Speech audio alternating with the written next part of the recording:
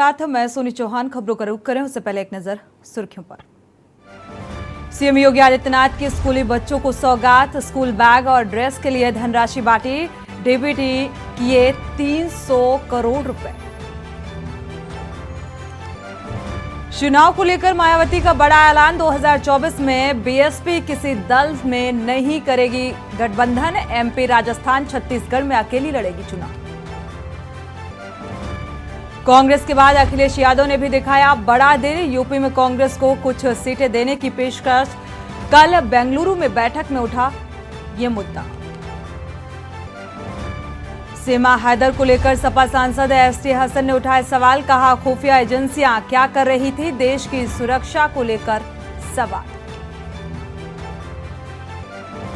4 देशों से जुड़े सीमा हैदर के तार, एटीएस को शक, पूछताछ के दौरान गुमराह कर रही सीमा, लगातार बयान बदल रही है।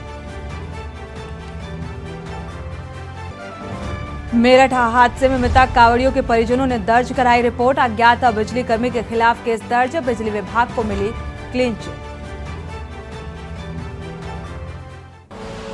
आप देख रहे हैं के न्यूज, खबरों का सारथी। बुलेटिन की शुरुआत बड़ी खबर के साथ। लखनऊ से बड़ी खबर, यूपी में बड़ा प्रशासनिक फेरबदल, नोएडा अथॉरिटी के सीईओ को हटाया गया है। आईएएस रितु माहेश्वरी को हटाया गया, लंबे समय से नोएडा अथॉरिटी में तैनात थी। सुप्रीम कोर्ट की फटकार के बाद मामले में आई, चर्चा का विषय बनी। नोएडा से हटाकर अब आगरा कमिश्नरी में तैनाती दी गई है। कानपुर मंडलायुक्त लोकेश एम नोएडा के सीईओ बनाए गए हैं। आईएएस अमित गुप्ता कानपुर के नए कमिश्नर बनाए गए हैं। तो नोएडा से हटाकर आगरा कमिश्नरी की तैनाती दी गई है। कानपुर मंडलायुक्त लोकेश एम को ये जिम्मेदारी सौंपी गई है। आईएएस अमित गुप्ता कानपुर के नए कमिश्नर बनाए गए हैं। तो एक और प्रशासनिक फेरबदल यहां पर नजर आ रहा है। लखनऊ से आपको खबर बता रहे हैं, यूपी में बड़ा प्रशासनिक फेरबदल इससे पहले भी देखने को मिला। नोएडा अथॉरिटी के सीईओ को हटाया गया है, तो रितु माहेश्वरी को हटाया गया।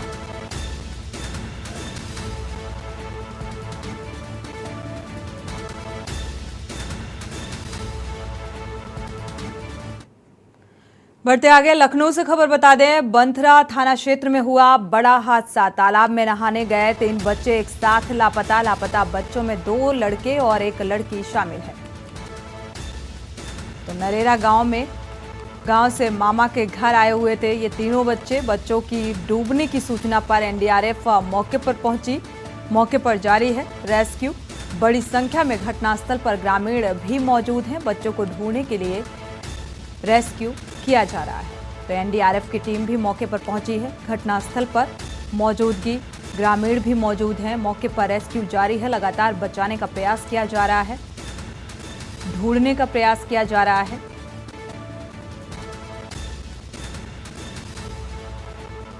बच्चों को ढूंढने के लिए सर्च ऑपरेशन जारी है।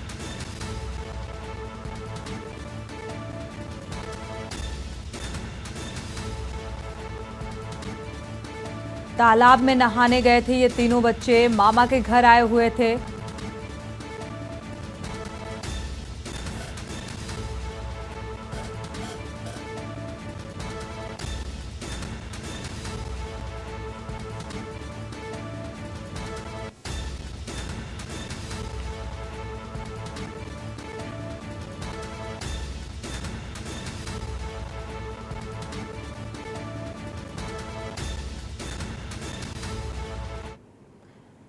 बढ़ते आगे, लखनऊ से खबर, आशुतोष टंडन की हालत गंभीर बताई जा रही है। मेदांता अस्पताल में भर्ती कराया गया है। पूर्व मंत्री हैं आशुतोष टंडन, ऑक्सीजन सपोर्ट पर फिलहाल रखा गया है। विधायक आशुतोष टंडन को डॉक्टर्स की निगरानी में रखा गया है, इलाज जारी है। आशुतोष टंडन मेदांता अस्पताल में इस वक्त भर्ती हैं। कल सीएम योगी आदित्यनाथ ने जाकर उनका हालचाल जाना था। विशेषज्ञों द्वारा जांच और इलाज का काम जारी है। क्रिटिकल केयर विशेषज्ञों की निगरानी में है आशुतोष टंडन। तो हालत अभी भी नाजुक बताई जा रही है। कल सीएम योगी आदित्यनाथ भी पहुंचे हुए थे और हालचाल लिया। विशेषज्ञों द्वारा जांच और इलाज का काम लगातार जारी है। अभी भी सिचुएशन जो है वो क्रिटिकल बताई जा रही है। क्रिटिकल केयर विशेषज्ञों की निगरानी में है। आशुतोष टंडन मेदांता में एडमिट हैं, इलाज जारी है। पूर्व मंत्री हैं आशुतोष टंडन, जिनकी हालत फिलहाल क्रिटिकल बताई जा रही है। ऑक्सीजन सपोर्ट पर रखा गया है। डॉक्टरों की निगरानी में इलाज जारी है।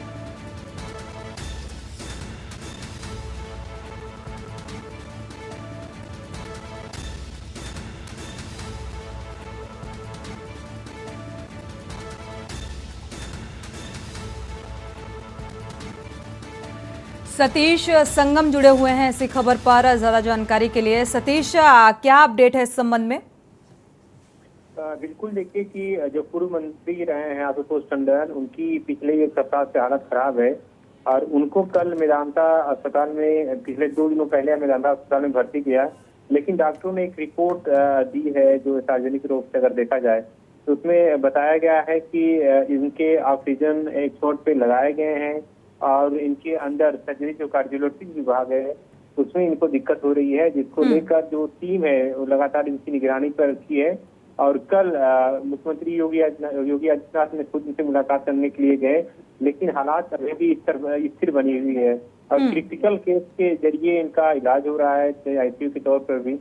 तो बहरहाल अभी डॉक्टरों का कहना है कि इलाज ट्रीटमेंट जो लंबे समय से चलाया जा रहा है और जरूरी चीज ये है कि पिछले 1 सप्ताह की स्थिति जो है, एक निजी अस्पताल में भर्ती हुए थे लेकिन वहां पर भी ट्रीटमेंट के बाद भी इनके एक तरह से तबीयत में सुधार नहीं हुआ, जिसके बाद मेदांता में भर्ती किया गया, लेकिन अभी भी इनकी स्थिति बनी है। बिल्कुल सतीश, देखा जाए तो ऑक्सीजन सपोर्ट में रखा गया है। क्रिटिकल सिचुएशन बताई जा रही है, जिस तरीके से डॉक्टर्स की निगरानी में है और निगरानी में इलाज जारी है।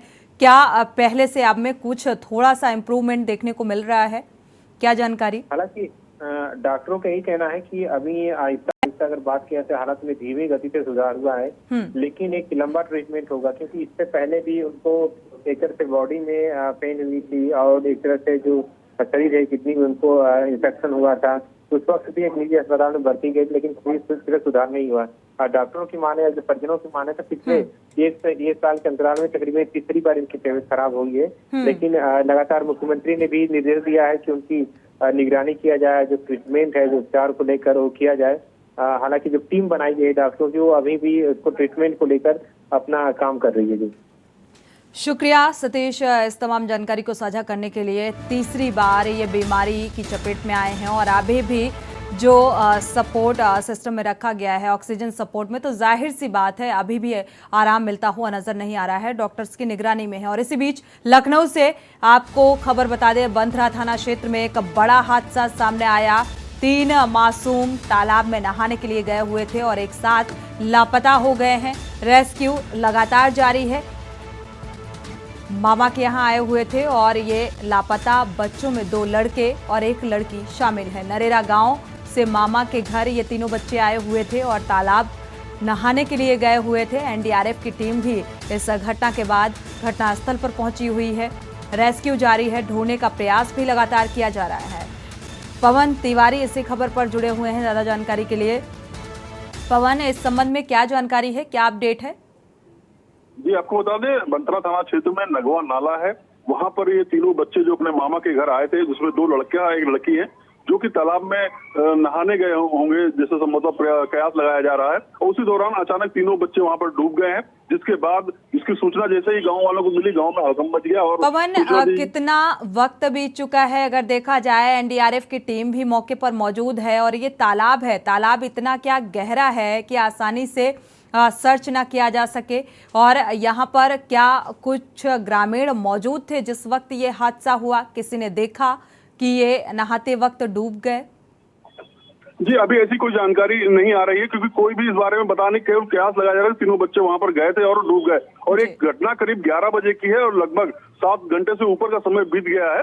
और इस घटना के बाद वहाँ जो एनडीआरएफ की जो टीम है वहाँ पहुंची और लगातार बच्चे जो उसमें डूबे हैं उनको ढूंढने का लगातार प्रयास किया जा रहा है। फिलहाल अभी तीनों बच्चे वहाँ पर मिले नहीं है और अगर किसी ने उनको डूबते हुए देखा भी नहीं है तो इससे अभी वो पता भी नहीं चल पा रहा कि बिल्कुल किस जगह पे है। आशंका जताई जा रही है, लापता होने की भी खबर सामने आ रही है। 2 लड़के और 1 लड़की शामिल है। ऐसे में तालाब है, ये नदी नहीं है। अगर देखा जाए प्रशासनिक स्तर पर क्या तालाब के जो सटा हुआ इलाका है, क्या वहां पर भी सर्चिंग शुरू की गई है? जी आपको बता दें स्थानीय पुलिस भी बच्चों की जो है ढूंढ रही है। उसके अलावा जो ये तालाब नाला नगवा नाले, इसको नगवा नाला बोला जाता है और ये नाला नुमा ये बहता हुआ एक है नाला है और काफी बड़ा नाला है जो तालाब के शक्ल में है और काफी बड़ा ये नाला है। इससे जो है इस समय बरसात का सीजन है तो काफी फुल भरा भी हुआ है और डूबने की पूरी संभावना है और ये नाला जो है बह रहा है तो ये आगे जाकर इस तालाब का संपर्क नाले से है तो जाहिर सी बात है बढ़े हुए जलस्तर की वजह से ये घटना सामने आ रही। शुक्रिया इस तमाम जानकारी को साझा करने के लिए। लापता बच्चों को ढूंढने का प्रयास लगातार किया जा रहा है। एनडीआरएफ की टीम मौके पर मौजूद है। यहाँ रुकेंगे एक छोटे से ब्रेक के लिए, लौटेंगे जब। रोहा से खबर मिल रही है, पोल्ट्री फार्म हाउस में लगी भीषण आग। आग लगने से पोल्ट्री फार्म हाउस में कई हजार मुर्गियां जली हैं। शॉर्ट सर्किट वजह बताई जा रही है। पोल्ट्री फार्म हाउस में ये आग लगने की वजह शॉर्ट सर्किट बताई जा रही है। नौगावा सादात थाना क्षेत्र के गांव बिजोरा का ये मामला बताया जा रहा है।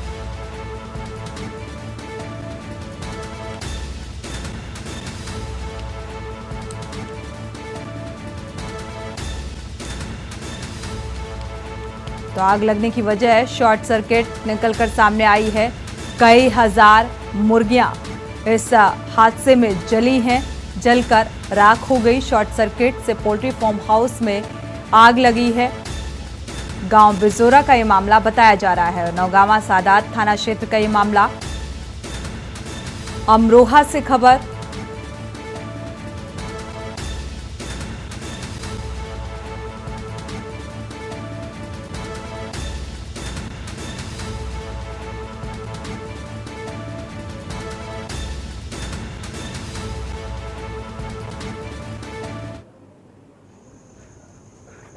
गरम देखिए और सिलेंडर रखी। हमारा आदि पोल्ट्री इंडस्ट्रीज के नाम से हमारी फार्म है। इसमें हमारे 1 लाख मुर्गी थे और लगभग ये जर्मन टेक्नोलॉजी का हमारा केज था। बहुत बढ़िया ऑटोमेटिक क्लाइमेट कंट्रोल, बहुत ज़्यादा पैसे लगा के मैंने बनाया था। इसमें मेरा लगभग 15 करोड़ के आसपास का नुकसान हुआ है। अच्छा, वजह क्या रही आग लगने? ये शॉर्ट सर्किट वजह रही। अच्छा, लगभग कितने रुपए का नुकसान माना जा रहा है? 15 करोड़ 15 से 16 करोड़ का नुकसान हुआ। अच्छा, मौके पर क्या दमकल विभाग की टीम आई? हाँ, 5-6 गाड़ी, उनकी 3 गाड़ी यानी 5 गाड़ियाँ आई और 5 गाड़ी कई बार भर के लाई।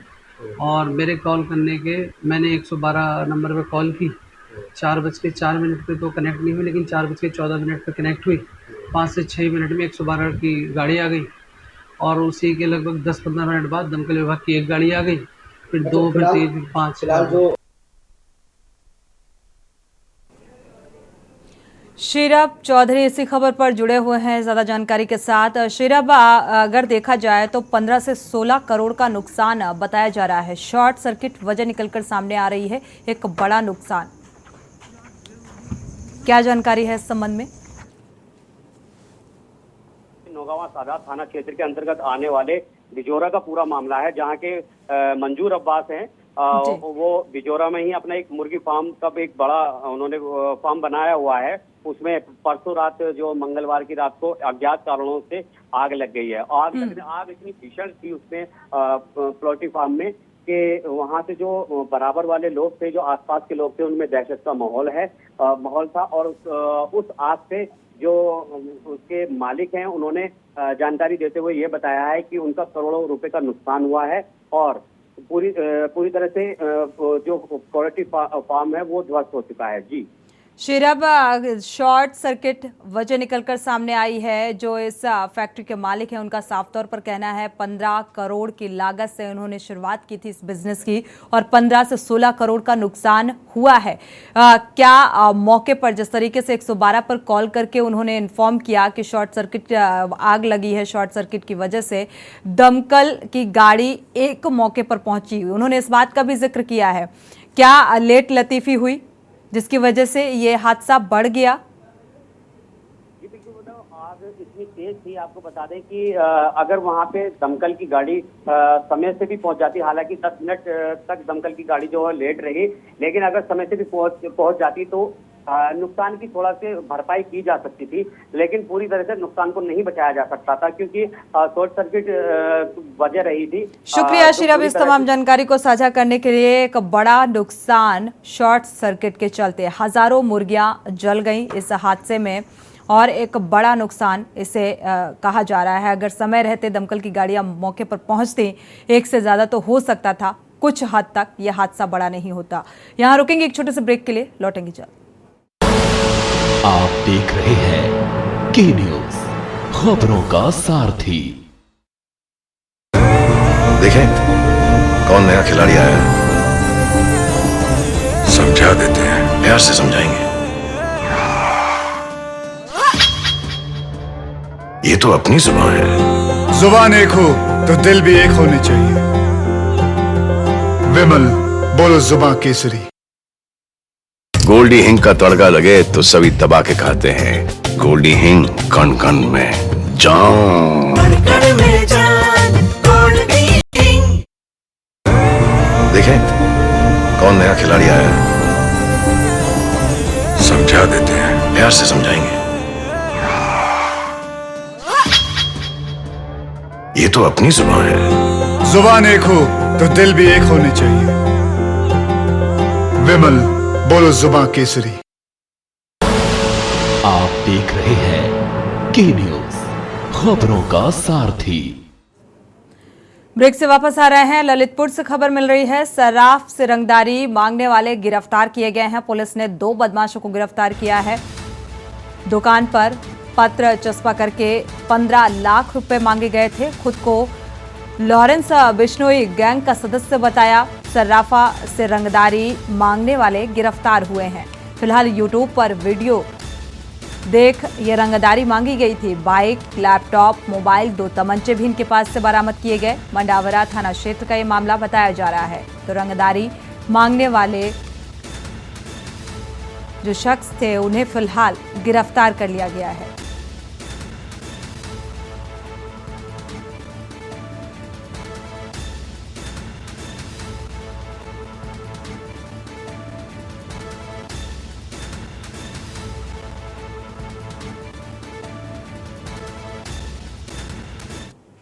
बिश्नोई गैंग के 2 सदस्य और 3 सदस्य हैं जो कि उनसे फिरौती मांग रहे हैं। तत्काल टीम गठित करके थाना स्थानीय पुलिस के अलावा सर्विलांस, स्वॉट और एक विशेष टीम भी लगाई गई। उसी घटना का आज खुलासा किया जा रहा है। 2 अभियुक्तगण चंद्रपाल और अनुकूल, ये दोनों सौजना क्षेत्र के रहने वाले हैं। इनको गिरफ्तार करके जेल भेजा गया। पूछताछ में दोनों अभियुक्तों ने यह बताया है कि उनका लॉरेंस बिश्नोई के गैंग से कोई भी नाता नहीं है। ये लोग यूट्यूब के माध्यम से उनका नाम उनके संपर्क में आया था और अपना नाम कमाने के लिए और अधिक पैसा के लालच में उन्होंने यह घटना कारित की। और इस बीच हरदोई से आपको खबर बता दें, स्टाम्प वेंडर से लाखों की टप्पेबाजी का मामला सामने आ रहा है। टप्पेबाजों ने स्टाम्प भरा और इसके बाद स्टाम्प पेपर समेत 2.5 लाख की टप्पेबाजी की। संडीला रजिस्ट्री ऑफिस के बाहर की यह घटना बताई जा रही है। टप्पेबाजी का ये मामला सामने आ रहा है। लाखों की टप्पेबाजी, स्टाम्प पेपर समेत 2.5 लाख की टप्पेबाजी की गई है। तो संडीला रजिस्ट्री ऑफिस के बाहर की ये घटना है जहां पर इन टप्पेबाजों ने स्टाम्प वेंडर से लाखों की टप्पेबाजी की है। स्टाम्प भरने के बाद इन्होंने ये राशि, ये पैसे उड़ाए।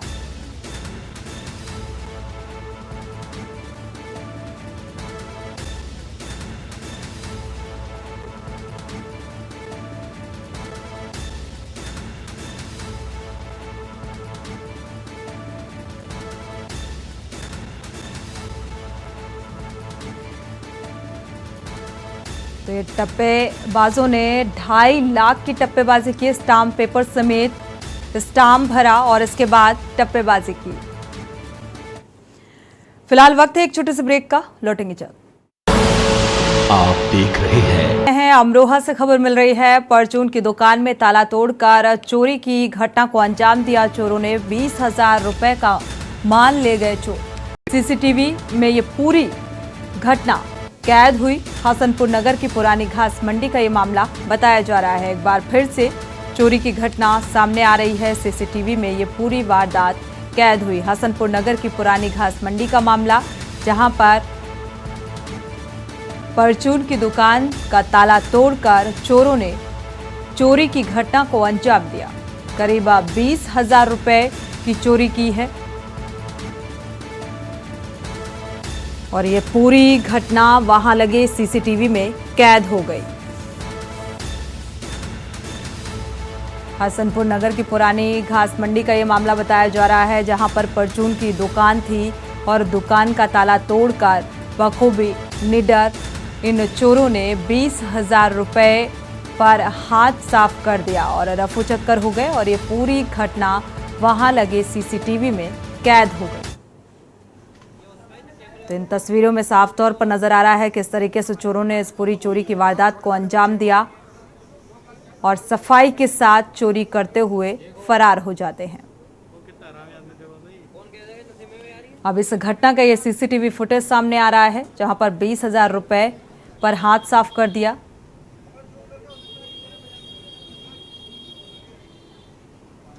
ये हम सुबह आए तो हमें देखा हमारा गल्ला खुला हुआ है। जबकि हम गल्ला को बंद कर दिए तो हमें शक हुआ, तो हमने देखा गले में सामान साफ था। हमारे लगभग 20,000 थे लगभग, वो सभी लेकर दूर के। और क्या क्या सामान गया? और तो हमें ज्ञान नहीं। मतलब जो भी दुकान है। लगभग कितने रुपए की चोरी है टोटल? 20,000। इसी के साथ खबर उत्तर प्रदेश में फिलहाल बस इतना ही। आगे खबरों के लिए आप देखते रहिए के न्यूज़ इंडिया।